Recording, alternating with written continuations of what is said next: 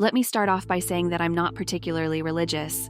If you asked me if I believed in God, I'd probably just shrug, grunt a few words about being on the fence about it, and continue with my day. Of course, that was before last night. My friends are the kinds of people who like wild nights, crazy parties, snort a bit of coke, take a bit of E in the bathroom, maybe hook up with someone, and leave a text on my phone at 10 past who the hell knows telling me they don't need that ride I'm offering, after all. Not to say I don't like a drink, I do. It's just, clubs aren't my style. Lying low in a pub somewhere, drink in hand, listening to the TV drone on to whatever channel some scruffy guy in the back barked out for, I guess, that's my idea of fun. So when my friends tell me they want to go out for a night on the town, I say sure. I hang on for the first club, buy a non-alcoholic beer in case my car is required, and pretend I'm having fun. By the time I see them grinding on girls, on guys, when they strike up a conversation with someone who definitely might be a dealer, well, I decide my services are no longer needed. We aren't too far out, the night tube is on beck and call, and I can always find my car the next day. That's when I wander out of the club, looking for something a little more rustic. Not that that's hard to find, not at all. I found myself in a state inside of a bar called the Ragged Feather. Wasn't a fan of the name all that much, but the drinks were cheap, and the largest demographic seemed to be middle-aged men watching reruns of the football. I tried to pretend I hadn't just staggered out of a club with my ears ringing. I slicked my hair back, slipped my phone into my hand, and wandered over to the bar. I took a double shot of whiskey and drank it in one hit. Just because I wasn't at the club didn't mean I couldn't have a good time. I hung at the bar for a while on my own and scrolled through my phone, pretending I was doing something far more impressive than I really was. I kept an ear out for the guys on the sofas. They'd get vocal every now and then. I think the football was just running highlights, but they were incredibly dedicated to their teams. I got another whiskey and bled into the background. Of course, stragglers from clubs are commonplace. It wasn't long before some scantily dressed women staggered in, laughing, chuckling, pointing for where they wanted to sit. I saw a guy walk in with his friend slung over his shoulder. Catatonic, most likely. He threw his friend onto one of the leather sofas, ingrained with beer and smokes, and demanded 2 pints of water and all the peanuts the bar had in stock. The bartender seemed bitterly amused. Some of the girls were taking selfies and Snapchatting their friends who were still at the club. They were ordering shots, gearing themselves up for the next leg of their night. A couple of blokes wandered in with curries and takeout trays. I saw someone eating a Big Mac on the outside sitting through the window. This was a night for the young and inebriated, and my mind was just dulled enough by the whiskey to enjoy the characters I could watch peacefully without interacting with. That is until someone slipped into the seat next to me. Do I look like a girl with daddy issues? She was of average height, although that wasn't apparent immediately because she was leaning her arms heavily against the bar. She was slim, with short and astoundingly bright red hair. It framed her round face, a face that was marred with smudged eyeshadow and smudged lipstick. Hell, it looked like her makeup was in the process of melting right off her face. There was a chip knotted into a curl in her hair, just by her forehead. The drunk side of me was actually tempted to pick it out. The girl was clearly drunk, and as I looked around the bar, I couldn't quite see where she had come from. She didn't belong to the crowd of selfie takers. She wasn't with the catatonic guys. I hoped for her safety that she wasn't with the middle-aged men. I tried to look out the window to see if maybe a group was missing one inebriated, bright-haired girl, but I couldn't. The window had fogged up, too much heat inside, and not enough outside. "Are you okay?" I asked her. She pointed her finger at me. "Answer my question," she slurred. I really wasn't sure what to say. I settled on staring at her awkwardly, trying to answer her with a bemused expression on my face. The girl's lips curled into a drunken smile. She snorted, placing a hand over her mouth to smother her laughter. It only really aided the deconstruction of her lipstick. "I do, you know," she said, pushing herself up a little against the bar. "Have daddy issues, I mean, in case that wasn't obvious." She gestured to herself, to the mussed clothing that must have looked quite spectacular when she'd left home that evening, to the stains that looked a lot like old food. The sticky residue on her neck and shoulders was quite obviously from a thrown drink. "What happened?" I asked her. Her hair had curled around her neck, I realized. It was sticky with that same substance. She was a wreck. "I got in a couple of fights. No big deal," she said, shrugging. Didn't start any, of course, no. I don't do that. But my father... Your dad did this to you? She smiled brightly. In a way. Do you need me to call someone? I already had my phone in my hand. The girl looked like she was probably in her early 20s, but that didn't mean she couldn't have been suffering from some kind of paternal abuse. The only number I knew off the bat was Childline, which wasn't quite appropriate. The police? Jesus, was I going to have to deal with the cops tonight? While my friends were snorting coke, not 2 doors down? The girl pushed my hand down firmly. She was already shaking her head. No, she told me, I don't want you to call anyone. Now her expression changed. It wasn't the attempted sultry look I'd seen on many girls in her state. It was open and wide and engaging. She wanted something from me, and I felt compelled to give it to her. I want something else. What do you want? I asked her.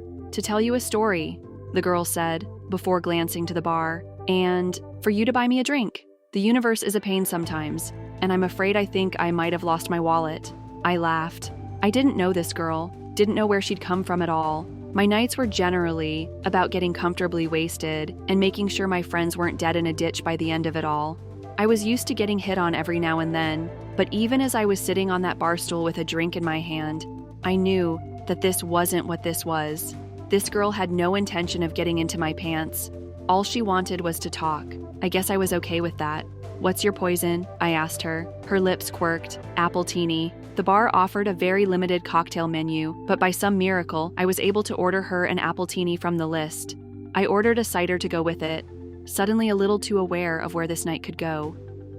I'd unthinkingly supplied this liquored-up stranger with even more alcohol, and she had clearly had a rough night of it.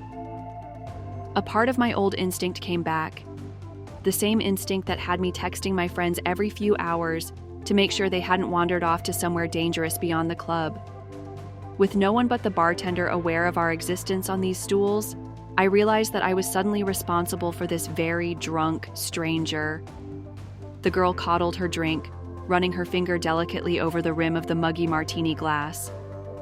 This takes me back, the girl said amiably. She looked at me suddenly, her green eyes startling. You know what this was called originally? She smirked before I could answer. An Adam's apple martini. I snorted. Yeah, I think I've heard that before. Of course it wasn't actually an apple, she continued, eyes moving back to her glass. The text translated that part wrongly, mostly because you people don't have a word for it anymore. The fruit was incredibly exotic and, to be honest, it doesn't exist in this realm of existence. Only Eden. She laughed dreamily. And Eden's long gone. I stared at her.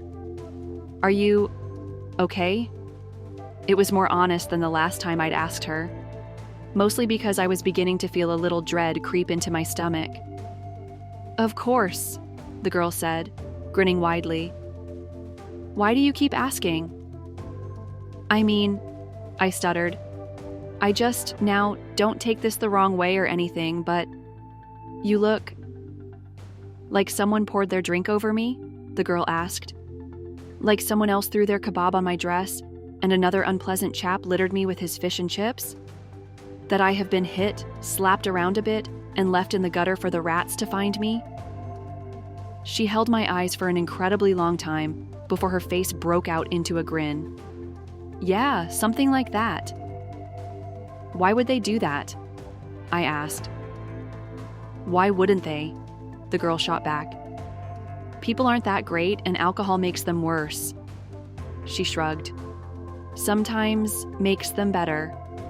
Nicer, a little looser in the sack, but mostly just annoying and a little smelly. I looked at her. I watched her knock back her drink. She exuded the intelligence to know just how ironic her words were, but she was neither caring nor apologetic about them. The girl looked at me again. You bought me a drink. Now you can listen to my story. I nodded wordlessly. She smiled, pointing at the bartender and then at her drink. The bartender was already making her another. Eden? The girl said. reiterating her earlier babble as though the words had only just come out of her mouth. They always think that's my fault, you know. The reason Adam and Eve got kicked out of their perfect little nudist paradise. She shot me a knowing glance. Only in Eden can you sit on the grass butt naked and not get a pine cone stuck in your crack. I blinked. I'm sorry, I said. I'm not following. Sorry, the girl said. My story won't make any sense without a proper introduction. She reached out her hand. Hello, my name's Lucifer. She winked.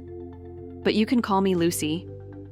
There's an uncomfortable heat that stretches through your veins when you first go into fight or flight mode. Adrenaline pounds through your blood, and all you want to do is get up and go. It overrides everything else. A lot of things made sense when the girl told me her name. For starters, she was crazy.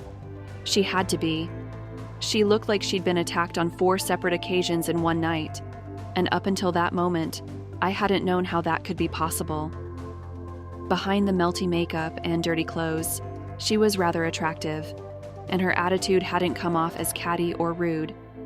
If she'd been going around telling people she was the devil, though, that gets a reaction out of people. I suddenly felt myself looking at her wrist, down towards her ankles. Did she have some kind of cuff on from one of those mental institutions? Had she broken out of the hospital after a nasty bump on the head? Was any of this even happening at all? I really would have to call the cops. I know what you're thinking, the girl, Lucy, said. You're thinking that I'm crazy, that you need to get out of here. Maybe you even think I'm aggressive. Are you? I asked her. Would I be here with you drinking appletinis if I were? She asked, fluttering her eyelashes. Would you look the way you do if you weren't? I shot back. She grinned, toasting her new glass. Touché.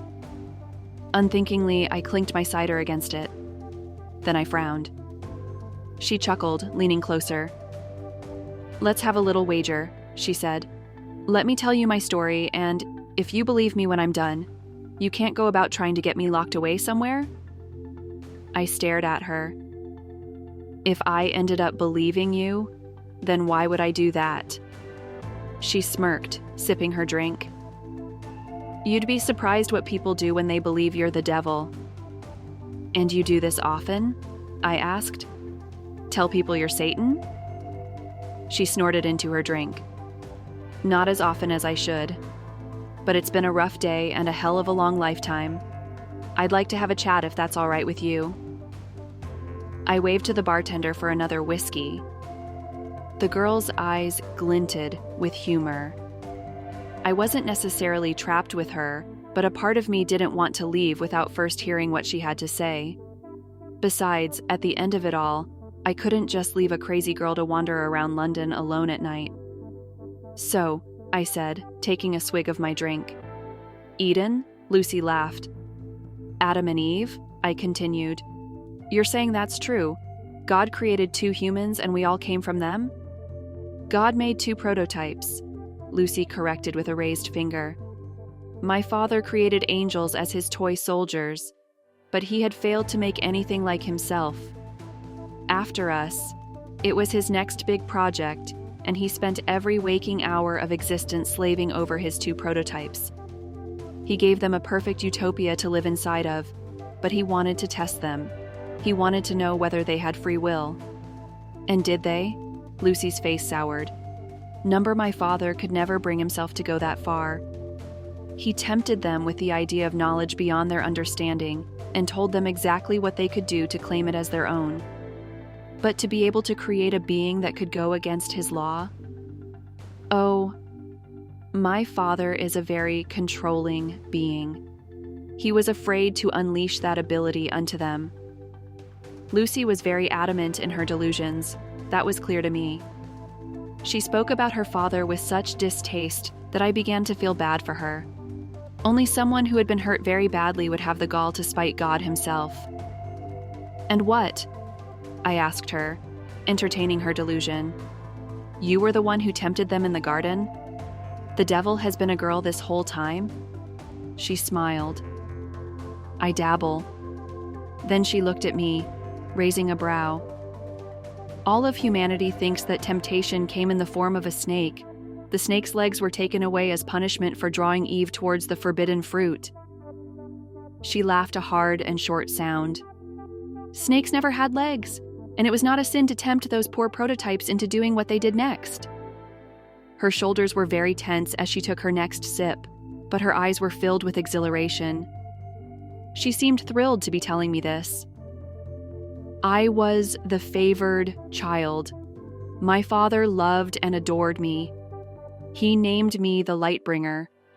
I was at his side during the creation of this earth, during the creation of humanity. She pursed her lips, slamming her empty glass against the table. The bartender eagerly went about making another.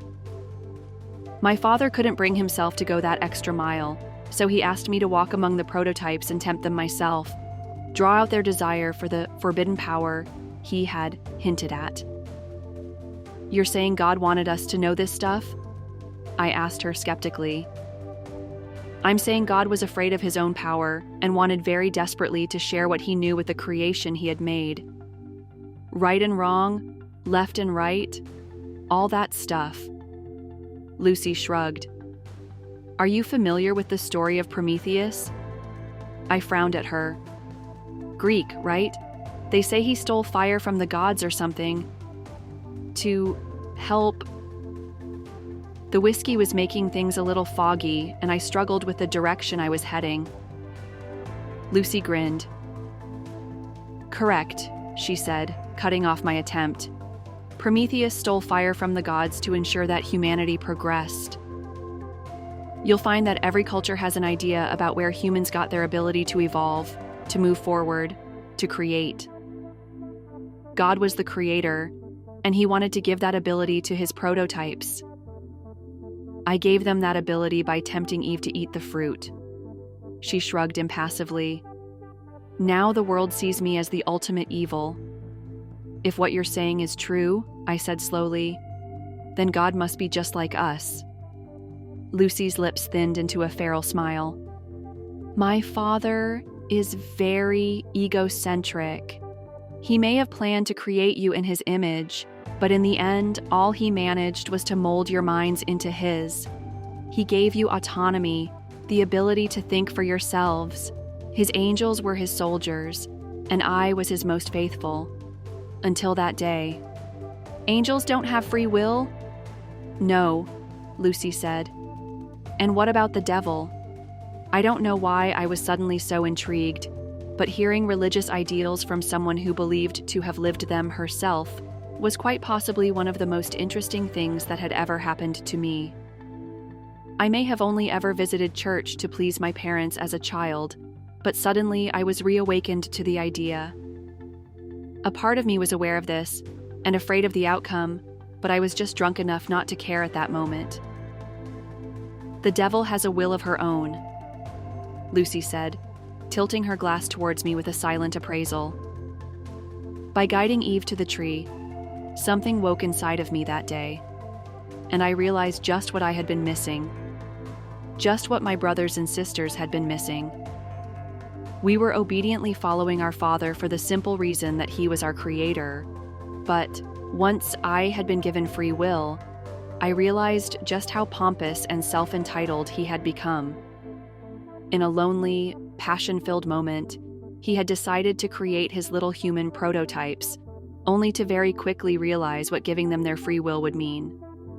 He wouldn't be able to control them, I said. Lucy nodded. Exactly. And after, he realized quicker still that he could no longer control me. So he sent you to hell. Lucy nearly choked on her drink. She smiled around her glass. Let's not get ahead of ourselves. I sobered a little, straightening in my seat. The people in the bar were suddenly so quiet around me, and I no longer cared what they had to say or the characters they portrayed. The only character I cared for was Lucy. I tried to explain to my siblings what had happened in Eden and what had happened to me by default, but they wouldn't listen to me. They didn't understand free will. How could they? I only knew it because I'd been given it by mistake. At that moment, I didn't even know that I had free will, only that I was suddenly aware of all of my father's flaws. My siblings couldn't see those flaws, and so they thought I had suddenly turned cruel and was abandoning our father by exposing him as a sham for the ruler we all thought him to be. Lucy sighed heavily. Adam and Eve and all the creations that followed were booted out of my father's perfect little utopia. Now they had his knowledge, and my father was terrified of what he had done. And after what had happened to me, I could recognize his terror and understand the loneliness he had felt that had guided him into using me in the first place. Lucy's eyes were heavy-lidded, and her sadness was almost palpable. I thought that he would want to spend even more time with me than before. After all, we were more alike than any of his other children. But he became distant, quiet. He played around with his little humans every once in a while, but mostly, he condemned them. He blamed them for his weakness. She smiled weakly. He blamed me. Lucy's story was turning more and more into that of a child with a distant, somewhat abusive father. I had known many kids with a background like hers, and now I was beginning to fear just how much of her story was rooted in truth. I'd heard that it was easier to sink into fantasy when you had been abused, and I wondered if that was the reason for her story. For her desperation to share it with me, a complete and total stranger. I respected her wager. Whether or not I liked it, I felt compelled to let her tell me her whole story before I tried to judge or unravel it.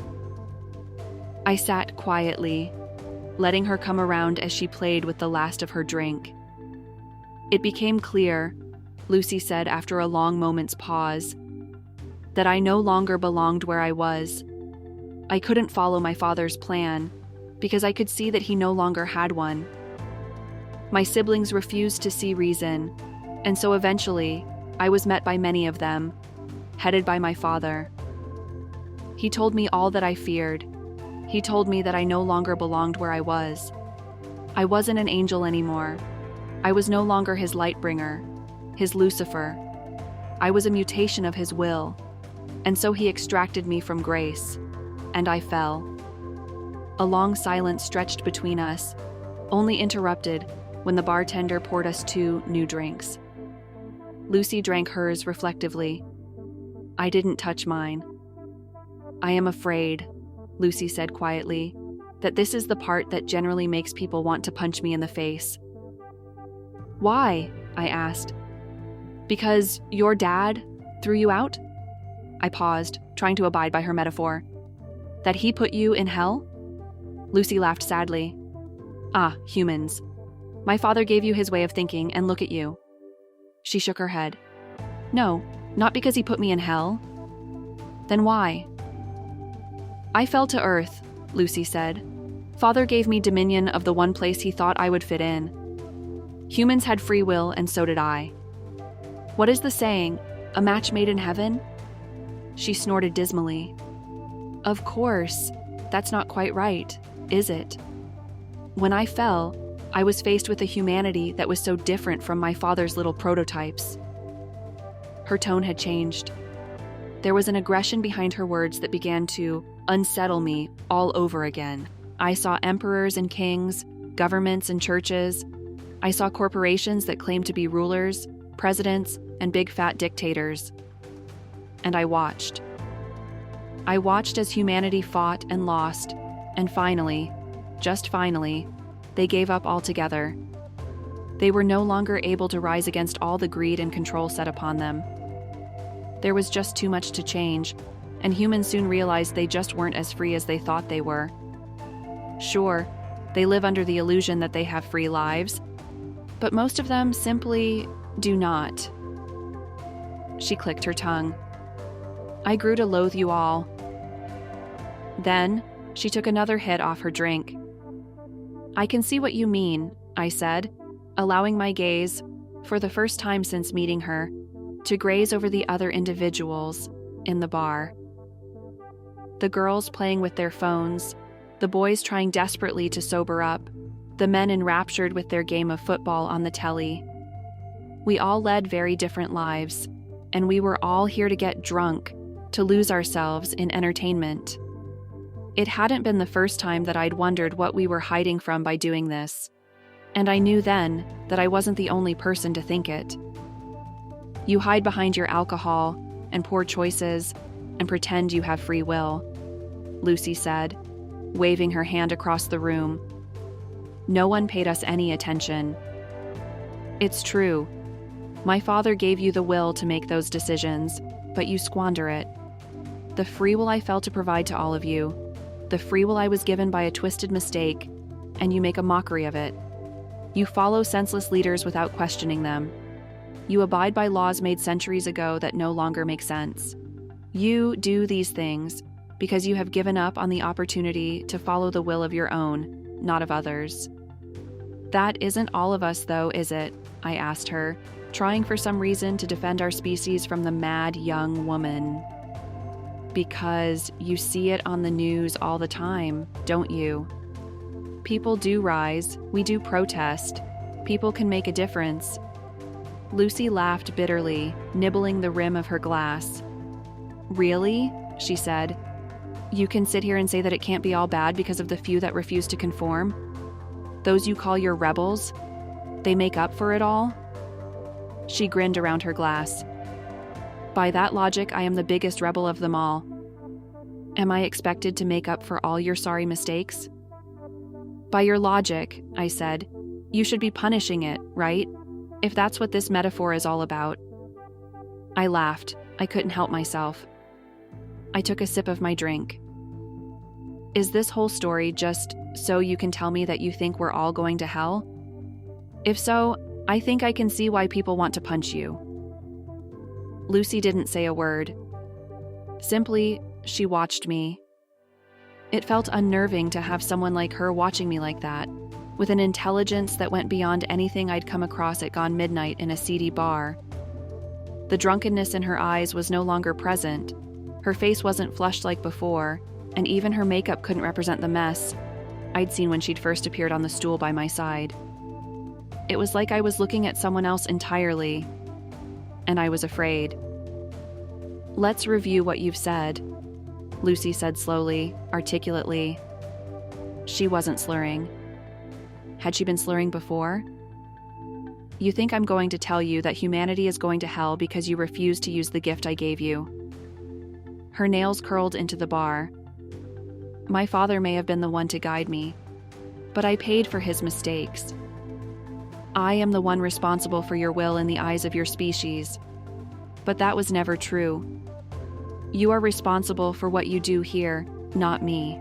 She pursed her lips, tapping the bar as a bartender filled her drink again.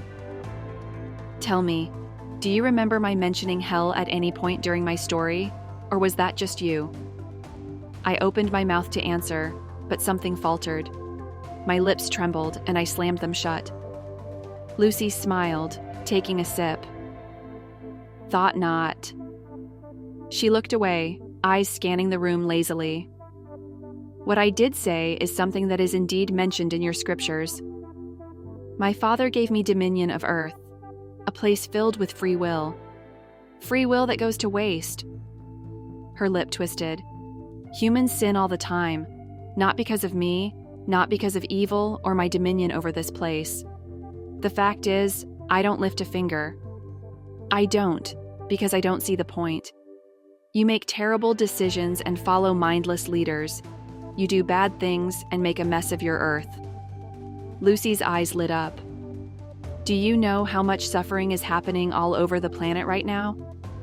How many people are dying of illnesses that could have easily been cured, but aren't because of the selfishness of humanity? Do you know how many children are being abused, raped, forced into marriage? How many people have been forced to become soldiers in meaningless wars? How many humans have killed for ideals they don't believe in? I stayed very quiet. There was nothing I could say. Lucy's words were unbearably honest, and every sentence sliced into me like a blade. I felt cold, sick, and terrified. War, famine, pestilence, death. These things are all present, and they have nothing to do with me or any deity. They are all here because of you, not because of your free will, but your inability to use it. Lucy smiled at me, a grin so cold and unnatural that I felt like I should run all over again. But I stayed where I was, frozen to my very core, because I wanted to hear what she had to say, because I needed to. And here's the kicker, Lucy said, because this is the part that actually enrages people enough to kick me. She winked. Hell isn't what happens after you die. Hell is right here, right now. Somewhere through the many scriptures, a few words got crossed over, and people started thinking that hell was a punishment after you die. The fact is, hell is earth. My earth. God gave this place to me to do with it what I will, and I refuse to do anything. What are you saying? I asked, because I was suddenly very desperate. Exactly what you think, Lucy said, toasting her glass. I didn't reciprocate, and she laughed, a light and airy sound. I had so many plans for your species. I wanted for us to rejoice in our free will together, to create a place that was free from the cruelty and power my father exuded over the angels, his firstborns. I wanted to make a real utopia. Unfortunately, you humans just don't want that. She shrugged. My father sent me down here thinking I had become one of you. All that I have learned is that he gave you much more of his image than he ever intended. Stop, I said. This isn't funny anymore. Of course it isn't funny, Lucy said, grinning even wider to prove her sick irony. Humans punish themselves by sitting by and doing nothing. They have made their own hell, and you know what's worse, what's ultimately worse. Some of you are so blind to it that you think your life is heavenly. She didn't wait for me to ask what she meant. She simply barreled forward. The rich and powerful, those in positions that steal from everyone else, they get a taste of the good life. That's very true. Then they die and they don't go to hell. They come back here to Earth, which is hell. She tipped her head. Are you following? Reincarnation, Lucy said quickly. She practically purred the words. A neat little trick to make sure your souls stay here forever. You get a taste of the good life every once in a while, a handful of you at a time, and that's enough for you to believe that this is some kind of real middle ground, that you aren't living in hell every day. Then you die. You die for a moment, and then you're in the body of someone facing the realities of hell. But of course, you never remember the time you spent in a better life. A part of you just has that inkling of hope.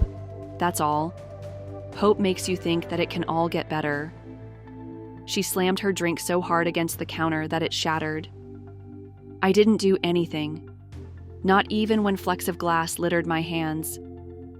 I could only stare at her, a tightness in my chest constricting my very soul. No one else in this bar mattered at this moment, but of course, that was what she had been saying this whole time, hadn't she? None of them noticed the scene. They were caught up in their own realities, their own hells. The bartender didn't clean the mess. The glass lay there, remnants of Lucy's words lying in a stolid mass on the streaked wooden surface. It never gets better, Lucy spat. You are stuck in a loop, and until you do something about it, you will never be free. None of you. And I won't do a thing to stop it. How? I asked.